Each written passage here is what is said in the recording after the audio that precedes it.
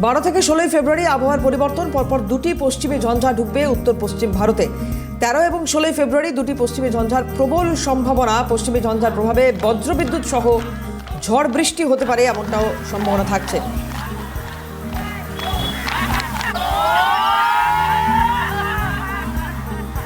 দীপাঞ্জনা সাহু আমাদের প্রতিনিধি রয়েছেন এই মুহূর্তে, সরাসরি চলে যাব দীপাঞ্জনার কাছে। দীপাঞ্জনা, কি বলছে হাওয়া অফিস?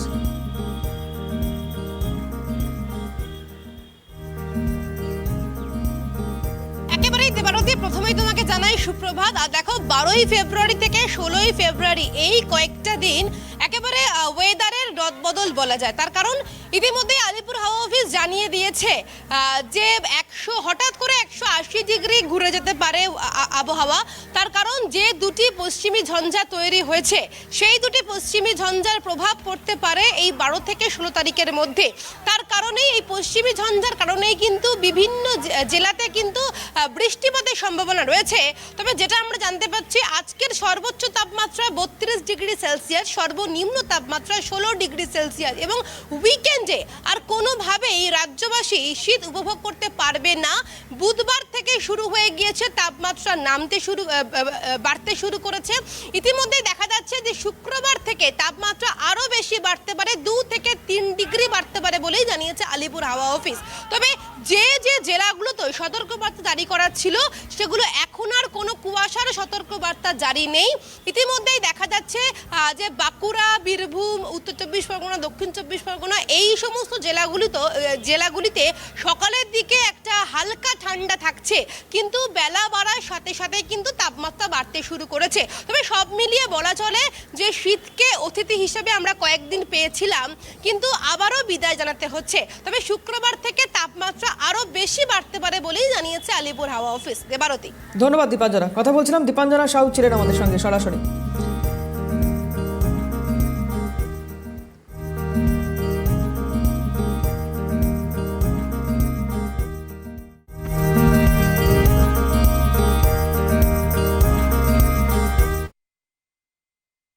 দরে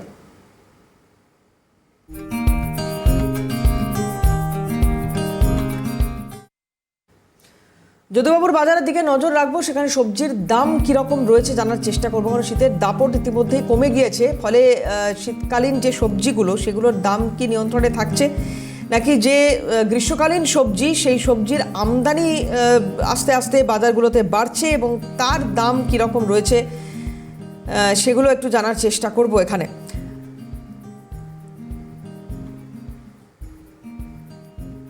শীতের দাপট কমায় শীতকালীন যে শস্য বা ফসল বা সবজি, তার দাম কি নিয়ন্ত্রণে থাকছে এই মুহূর্তে? মফিজুল ইসলাম আমাদের প্রতিনিধি রয়েছেন, কথা বলবো মফিজুলের সঙ্গে। মফিজুল, কিরকম মনে হচ্ছে শীতকালীন সবজির দাম কি নিয়ন্ত্রণে এই মুহূর্তে? শীতের দাপট অনেকটাই কমে গিয়েছে এবং শীতের দাপট কমে যাওয়ার ফলেও বাজারে কিন্তু যথেষ্ট সবজির আমদানি অনেক বেড়েছে। বিক্রেতারা বলছেন যে সবজি এখন প্রচন্ড পরিমাণে অ্যাভেলেবেল হচ্ছে, যার ফলে সবজির দাম আগের তুলনায় অনেকটাই কমে গিয়েছে। বলা চলে একেবারে সাধারণ মধ্যবিত্তের নাগালের মধ্যেই এখন সবজির দাম। শীতকালে ভরা শীতে যে সবজিগুলোর দাম অত্যাধিক পরিমাণে বেশি ছিল, যেমন ফুলকপি, বাঁধাকপি, সিম, সেগুলো কিন্তু একেবারে 20 টাকার ঘরে নেমে এসছে। 20 টাকা কেজি দরে যদুবাবুর মতো বাজারে, দক্ষিণ কলকাতার একটা প্রাচীন বাজার, সেখানে 20 টাকা কিলো সিম বিক্রি হচ্ছে, 20 টাকা কিলো ফুলকপি, বাঁধাকপি বিক্রি হচ্ছে। সেখানে লাউ বিক্রি হচ্ছে 30 টাকা কিলো, 25 টাকা কিলো। এবং সেখানে অন্যান্য যে সমস্ত শীতের সবজিগুলো সব 20 থেকে 30 টাকার মধ্যেই হচ্ছে। বেগুন 40 টাকা কেজি বিক্রি হচ্ছে আজকের যে বাজার দর। ফলে বুঝতে পারছেন যে বাজারের সবজির দাম কিন্তু এখন অত্যাধিক পরিমাণে অনেকটাই নিচে নেমে এসছে এবং এই দামটা আপাতত ভাবে আর ঊর্ধ্বমুখী হওয়ার কোনো সম্ভাবনা নেই, এমনটাই কিন্তু বিক্রেতারা বলছেন। তার কারণ বাইরে যে মাল আমদানি হয়েছে তো এই রাজ্যের উৎপাদিত ফসল, সেটা কিন্তু এখন বন্ধ রয়েছে। যে কারণে কিন্তু কলকাতা সহ রাজ্যের বাজারগুলোতে যথেষ্ট পরিমাণে এই সমস্ত সবজির আমদানি যথেষ্ট বেশি হচ্ছে, যার কারণেই কিন্তু দাম অনেকটাই কম। এবং তাতে করে সাধারণ মধ্যবিত্ত যে সমস্ত মানুষজন রয়েছে, তারা বাজারে এসে অনেকটাই স্বস্তি পাচ্ছেন, যেটা বিগত দিনগুলোতে কিন্তু বাজারে এসে আগুন তো দাম থেকে তাদেরকে কিন্তু রাজ্যত আপিত্তেজ করতে হতো এবং উন্নত বাজার তারা যেতে পারছেন না।